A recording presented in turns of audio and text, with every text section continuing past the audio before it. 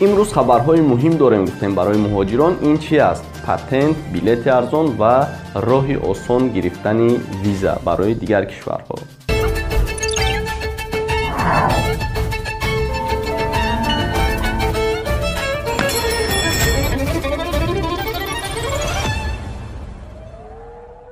салом алейкум падарон, модарон, бародарон ва хоҳарони гиромӣ. Хуш омадед ба канали Ҳамнаво. Бо шумо ҳастам Али Акбар. Имрӯз гуфтем дар бораи муҳоҷирон суҳбат мекунем ва чизҳои муҳимро барои шумо мефаҳмонам. Хуш, бисёр бародарони мо ба воситаи имо, инстаграм ва дигар шабакаҳои иҷтимоӣ ба ман менависанд чӣ хел мо виза гирем. Ширкат дорои сертификат аст бародарон ва дар шаҳри Душанбе ҷойгир аст. Шумо дар ватан бошед ё ин ки дур аз ватан бошед, дар рақамҳое ки дар рӯи экрани шумо баромад метавонед ки ба воситаи имо, ватсап, вайбер дар тамос шавед ва кадоме ки дар Тоҷикистон аст метавонед ки бо ҳамин рақамҳои зерин занг зада ва рафта аз ширкат кадом давлате ки шумо мехоҳед визаашро осон мегиред. Мегзарем ба қисми ролик.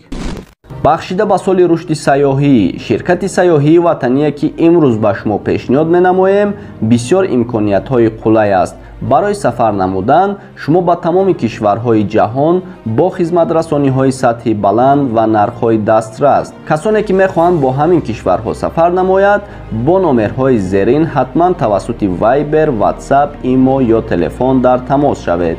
Кишварҳо Амрико, Канада, Германия ва 25 давлатҳои Аврупо, Австралия, Малайзия, Кореяи Ҷанубӣ, Ҷопон, Хитой ва Ҳиндустон.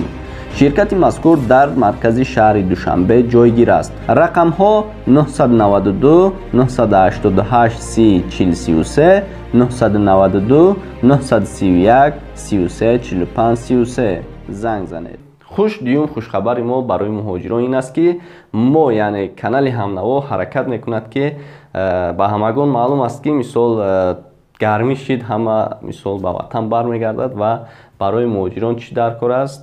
Билети арзон. Ва мо ҳаракат кардастем ки бо ягон авиакасе ки пурра мисол ба боварӣ бошад ва барои муҳоҷирони мо билетҳои арзон пешкаш кунанд ва мо якчанд авиакаса қатӣ дар алоқа баромадем ва ҳаракат мекунем ки рӯзҳои наздик барои шумо билетҳои арзонро аз шабакаи YouTube Ҳамнаво пешкаш шумо мегардонем.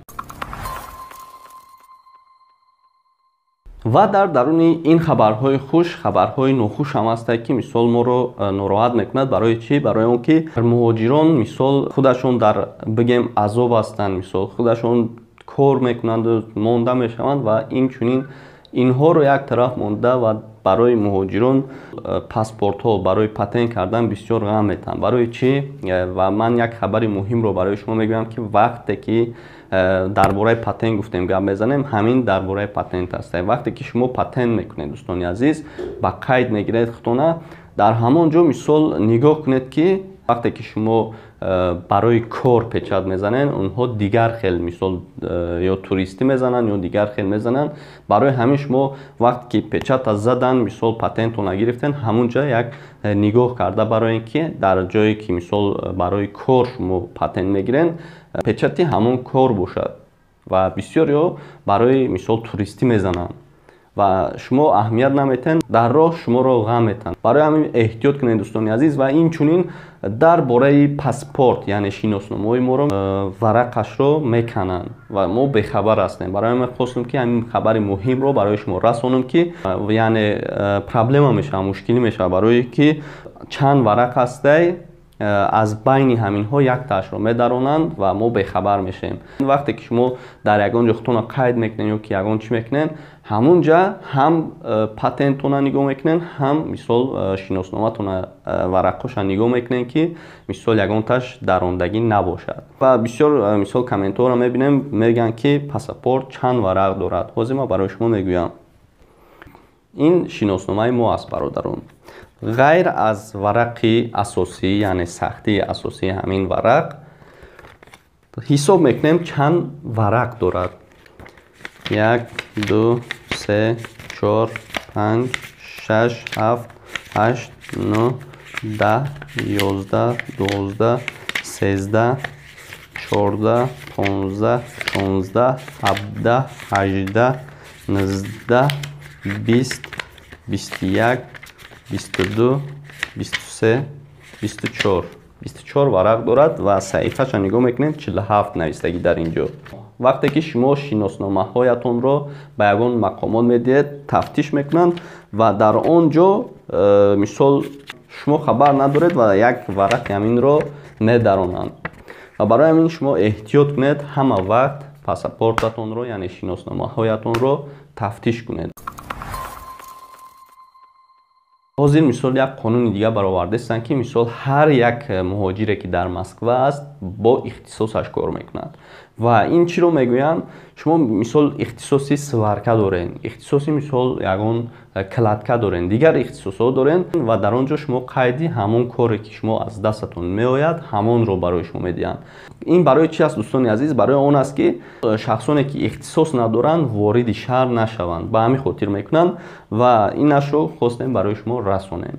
و این چنین من تصمیم گرفتم که نصیب کرده باشد همین ماه یا اینکه ماه دیگر تاجیکستان میرم و در آنجا تصمیم گرفتم که هر ناحیه هر شهری تاجیکستان را نوار گیرم و برای مهاجران پیشکش کنم که تا اینکه در غربی خودشون را مهاجر حس نکنند. و در آخر برای شما یک سرودی غریبی میمونم، تماشا میکنید.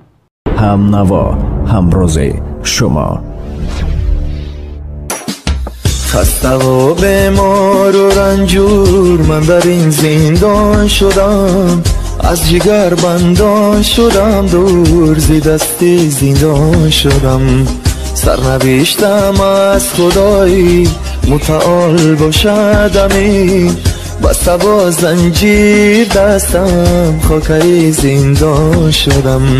سرنوشتم از خدای متعال باشد امین، بسته با زنجیر دستم خاکه زندان شدم. این چی برحمیست تقدیرم علای وای خدا، بچم در کنج زندان کردیش از من جدا.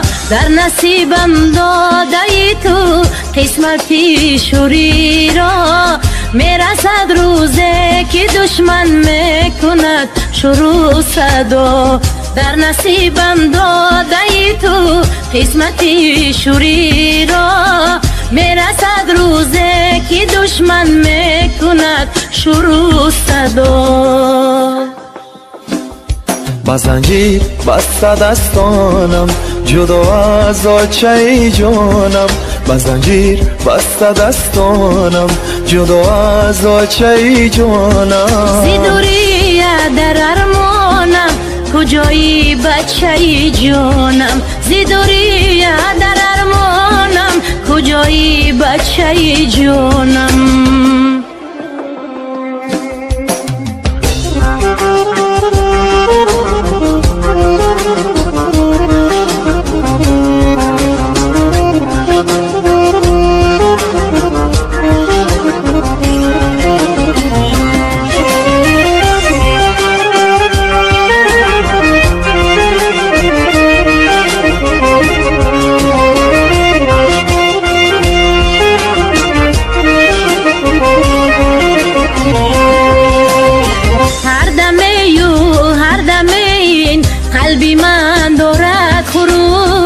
درد گویم سوز گویم خونی من آید به جوش.